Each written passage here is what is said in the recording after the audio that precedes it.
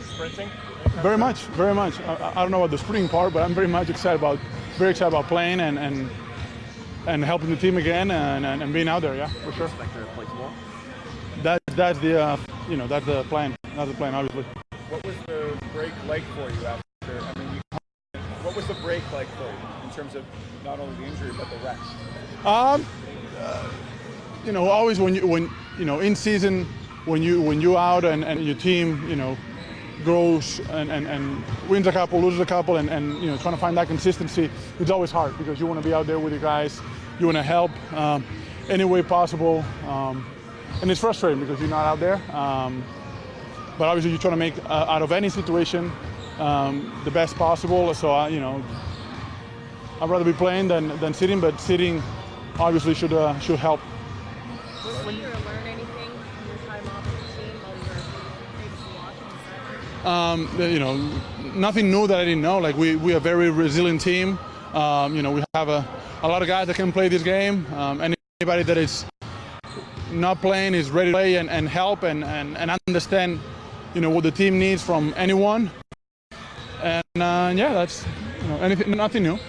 Marc, was it a little unusual to not be competing after a full regular season, playoff run, the World Cup? It was a while since you taken some time off. Yeah, no, it wasn't pleasant, but we were here every day, twice a day working, and I brought also people from Spain that helped me tremendously. So we're working around the clock to be in the best position possible. You brought some people from Spain? Yeah, that too. Yeah. Who's that? People from Spain, Spanish people.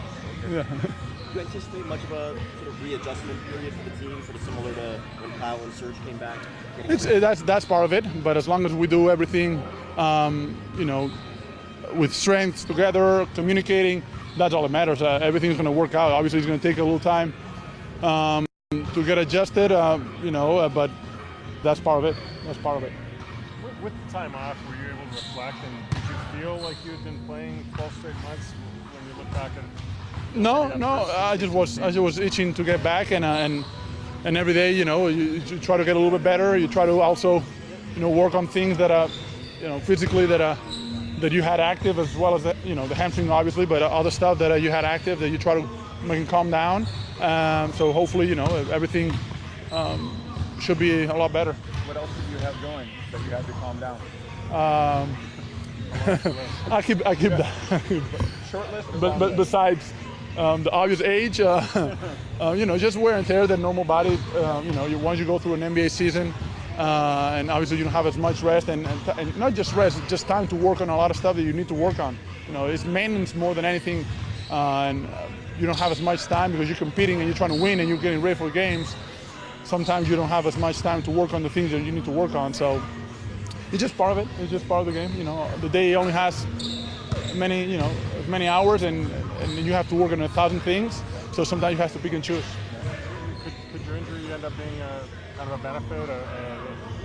It's past now. I mean, now, like I said, I have a very positive mindset on everything I do. So you try to be as positive as possible. But yeah, I'm not. I'd rather much be playing than anything else. But now I get to play and help the guys win games, which is at the end of the day what really matters. You guys have dealt with so many injuries, and while Fred is still out, it does Yeah. seem like you're getting mostly healthy. Is that sort of an exciting thing now? Always. How well you guys played under man now to have guys back?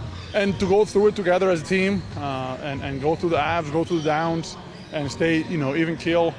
That's all that matters to me. That's the beauty of this game, and that what makes you a really good team. It's like going through the process as a team, and getting better each and every night, and that's the beauty of it. That's what you do it for, to eventually win games as a group, because this is a team sport. What's it like to go through a rehab of a hamstring? What were you doing on a daily basis? It's a little frustrating because it feels good most of the times. I mean, pretty much after the first week, like you don't feel it as much on the normal movement.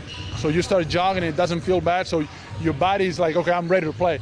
And obviously you're not, because as soon as you take the long stride, it just might re-injure it. Hamstrings can be a little tricky, but thankfully we have a great medical staff. They, like I said, they helped me tremendously every step of the way, and also brought some reinforcements from Spain to work around the clock. So it was awesome. So is it time in the weight room? Like what What is it?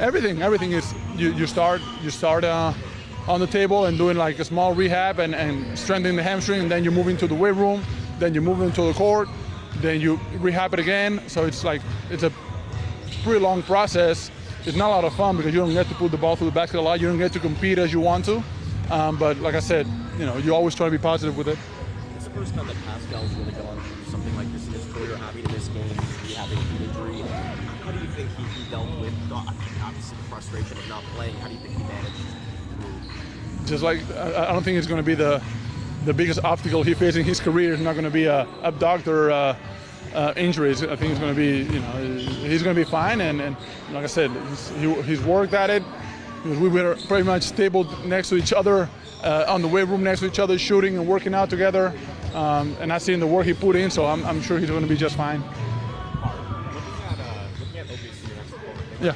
they've won 12 of the last 15. Yeah. What do you see from them that kind of really their season going out? They're very poised. They have good triggers. They have size. They communicate well. They have players in each position. You're seeing when they play here, you got to watch closely what they do. They had guys down, but the guys that came in and played from the bench, they play tremendously hard. So that's what you want from any team that wants to win consistently. Whether the ball goes in or not, you can't always control that.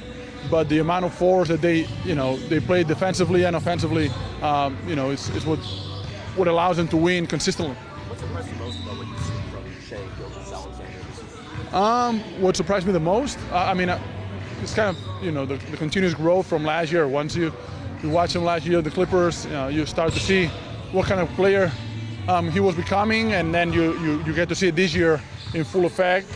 So that's the beauty of the NBA. You get to see guys, and you see the process of their growth, and the good players continue to get better over the years. And so that's what you see. You get more usage out of anybody. You're going to see normally growth. What does it take for a veteran guy like yourself to really start paying attention to a guy in his second year? Like, when do you start going, wow, this guy's When you get to play them. That's about the only time I pay attention to them. But you see it. You see his body language. You see his poise. You see his defensive presence. Now you're seeing his shooting a little bit too. You get to see the growth, because the player that he was last year, you see flashes, you see the potential. Now you increase that usage by quite a lot, and the responsibility, and then you really see what kind of person you also have. You see a worker, does he continue to get better, does he take it for granted. You start to see all those things being answered when you put him in a position of responsibility like he has now. And then, looking forward a little bit internationally, have you kind of noticed some of the Canadian guys, speaking as a Spanish player, are you starting to pay a bit of attention? Yes. Hopefully you guys get them all to play in the national team. That's going to be the key, because without doubt, it's one of the teams with most potential, worldwide. Outside, I think the U.S. as far as potential goes, I think Canada is right up there with anybody else. So you just got to get them to play.